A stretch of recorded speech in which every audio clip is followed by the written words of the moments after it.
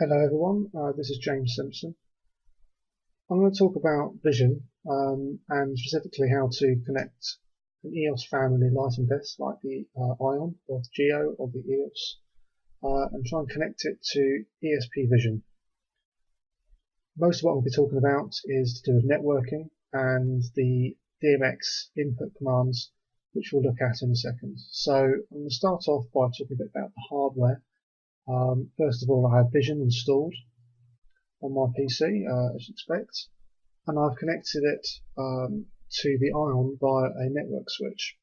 So if you have an EOS, the network switch is built into the back of it, and a network switch specifically will reroute your network over several sockets, so it gives power to several sockets in the back of the EOS. The Ion doesn't have this. I'm not too sure about the Geo.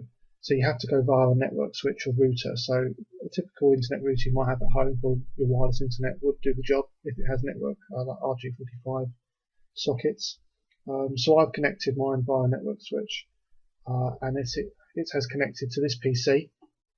So I now have in theory a network connected between the two. I can have a look at this if I go down here to my network settings in Windows 7. It's in a similar place in Windows XP and Windows Vista. But ultimately, you're looking for your adapter settings here. In my adapter settings, I have my local area connections. If you have more than one network card, you might have several of these. So, best thing I'd recommend is if you're trying to get a connection for the first time and it's not working, I would turn off all my other network connections and just test the one that is relevant. So here it says unidentified network. If you have unplugged cables or unknown connection, then disable those. Right click and disable at the top will turn it off. But I know this one's connected. It has a little plug symbol which shows that it's connected, and it says unidentified network, so you know it's connected to something. When I clicked on this, I get my local area connection status. It shows I've got connection, receiving bytes. Go to properties. I want TCP IP version 4. And in here, I can select my IP address. Now, a lot of internet connections begin with obtain IP address automatically. This is called the DHCP server. It means that a component of your network will automatically select its IP address. And this will be dedicated usually by your router. It could be done by a PC or the lighting desk. And it means that providing everything else has this selected, they will distribute their IP addresses automatically to each component.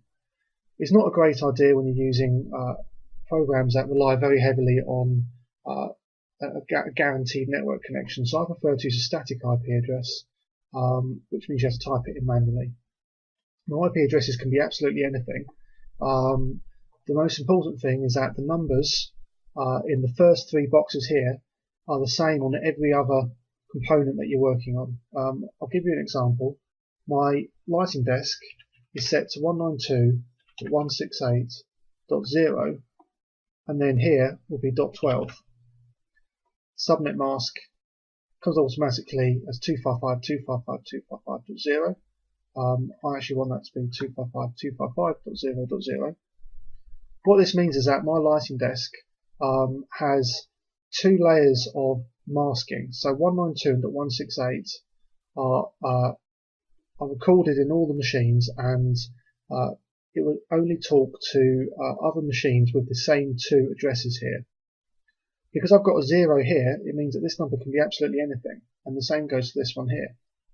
So I could put in 255 here, and providing my lighting desk has a 255, has a 255 in this place, that means that all the other machines will be able to listen to any other on the network with the same setting. So if I leave that as 0, it means that any computer or device on this network labelled 192.168.something.something will be able to read it. So I'm actually going to call this 13 because I already have 12. My lighting desk is addressed to 12. So this computer is now called 192.168.0.13, and the subnet mask is 255.255.0.0. So that is very similar to my lighting desk, so they should connect. Now your IP address can be anything. As I said, you could have 2.2.0.1. Commonly you have 10.10 dot something. That keeps it quite simple. It means that you've got two common numbers, they're the same, so it's quite easy for other machines to identify with it. 192.168 is very common. You can see that quite a lot in home networking, and often if you select the static, so the DHCP addressing configuration, it will use 192.168 as a standard anyway. So we're going to use this. It's very important to check your subnet mask. If your lighting desk has got 3 layers of subnet mask, i.e. 255.255.255, and your computer only has 2, as it has here, they may not talk to each other, and in fact I can almost guarantee that Vision won't be able to listen to the lighting desk if you have this set wrong. So this is very important to check. Usually if there's an error, it will be here. So click OK, click OK again, and that's now saved that. That's now our IP address for this machine. Close that down. Now if you want to check to make sure that the connection is running properly, you can actually send a command to an object on the network to ensure that you're receiving communication with it. It's a way of error checking if there's any problems. So if Vision isn't working and you're not receiving anything from the lighting desk, this is a good way to help problem solve your problem. So what we do is we go to the Start menu and we search for CMD. You can search for this in several ways. It's usually in the accessories menu on Windows XP or Windows Vista. When we get up here, we see a command line, my James Workstation login script up here, and we have to search for the IP address of the other device that we're looking for. We do this by creating a ping command. So I'll type in ping space, and now the IP address of the device I'm looking for. So in this case, as we just discussed, my lighting desk is 192.168.0.12. If I hit enter, it comes up saying it's getting a reply. It sends 4 bytes of information, received fine, sent 4 packages, received 4 packages. So that's what it should look like if you've got a healthy network signal and you know then that the two are communicating. If you're getting this and Vision still isn't working, check your subnet mask, because maybe your subnet mask is wrong. It doesn't stop the networks from talking, but it may stop Vision from talking. Just to demonstrate what it looks like if you select an incorrect IP address, or if there isn't a connection, if I select an IP address that isn't on a network, so .11, it will think about it for a moment, and then it will come back saying destination host unreachable, and it will give you 4 of those, and at the end will tell you that you've lost 4 packets instead of received 4. So it's saying 4 received. I don't quite understand that, but it does say destination host unreachable, which you can see is very clearly different. So that's what we're looking for. We're not looking for this. So if you've got a good network connection, now what's happening is that the iron is sending information and it's just reaching the computer. Now, it's very difficult for me to demonstrate this as it's actually a software on the iron, but something else we've got to check now is that the iron is outputting the protocol that we want to receive. Now, the old versions of Vision could only receive Artnet from an iron. If we come up here to DMX, we have changed DMX provider, and in here we can select what DMX protocol we want to listen to. So here we go. We've got Artnet, Avalites consoles, Hog2 and Hog3, sACN. sACN is a multicast protocol. It receives any known DMX network protocol and converts it into anything else that you want it to be. So you can take Artnet in, send ETCnet back, or you can have a HogPC input and send it to WYSIWYG or to Vision directly. So it's quite a versatile software. Traditionally I work with Artnet, but that's because it's not until recently that Screaming ACN came out on Vision. You have to excuse me calling it Screaming ACN, that's a habit I can't break. It's usually Streaming ACN if you really want to know. So we can select Streaming ACN, and that comes from the lighting desk. To make sure that's turned on, it is selected down there as sACN, just as it is here. There's also Artnet, which you can select from the EOS. Obviously, you can't select any of the others. They're not protocols that ETC support. If you want to know where this is, you have to actually exit the software of the EOS product and go into your settings menu, and in network you'll find the the commands down there, just after you enter your IP address, there is actually 5 tick boxes to select what network protocol you're using. Now it's very important you check there's two boxes next to each protocol. You have to select both.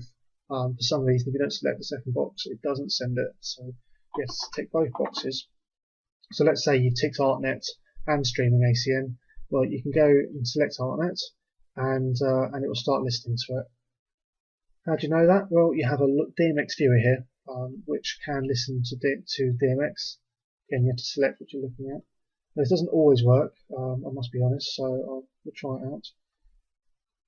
There we go. So Universe 1, it's telling me there that it's receiving 0 on the first 5 channels, and then on the sixth address in Universe 1, it's got intensity of 50%, and on address 8, it's got an intensity of 50%. This is because from address 5, we've actually patched a VL1000 in, so it's seeing address 5 is the intensity, and then it goes into pan and tilt values. So 6 would be the pan, and 8 would be the tilt. 7 and 8, of course, being the fine values. So we're seeing information there because the iron has actually got a home value in for the lighting fixture, and has already started to send DMX information. So that's another way of checking that we're getting information in. So now that we have the information coming into the software, in theory we should be able to turn a light on. So let's give that a go. I have 5 lights in my scene. There's a source for here, and if I spin my model slightly, you can see there's 2 more there just hiding in the shadows. These are all just source 4s on dimmers, and here's a VL1000 AS, so discharge with shutters, to try to demonstrate how each of these work with dimmers and moving lights. Now they can all be seen here. Now as I've inserted these directly in Vision, it's a very basic scene. They've just gone in, been called instruments 1, 2, 3, 4 and 6. If I select these, you see the beam turns on as a way of telling which light you're looking at. It also helps you if you wanted to have a go at focusing it without having the desk turned on. Down here in the properties menu, you can see that it's got a universe and a channel number. Channel means address. It's a curious choice of term. So we can change this to universe 1, address 2.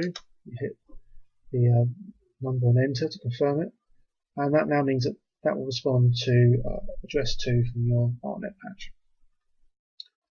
Obviously I've already got a fixture here which is addressed to 2, so I'll put this back to 1 again. When you insert fixtures, it will automatically start to address them to the next one in line. In other tutorials I'll show you how to use the patch utility to put in your own addresses.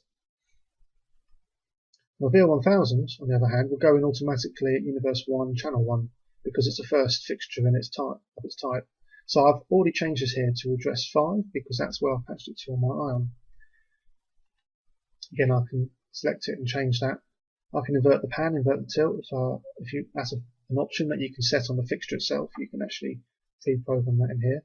And we can have a look at our go rows here. So again, another tutorial I'll go into how to do that. So I've addressed all my fixtures, and obviously as I select them, you can see them turn on. But now let's see it operate with the arm. So I'm going to turn to my arm here, and if I select address 1, enter, as I wheel it up, my source 4 turns on. If I select 1 through 4, look at all of my fixtures come on. Now when I select my VL1000, which I've addressed to channel 5, I have my dimmer, and then I have my pan and tilt value. So that's my tilt, and then there's my pan. So that's all there is to it. Once you have your network settings set correctly, you checked your address up here is set to a protocol that can be received, and you've actually addressed your fixtures in here, there shouldn't be any reason why your lights aren't working.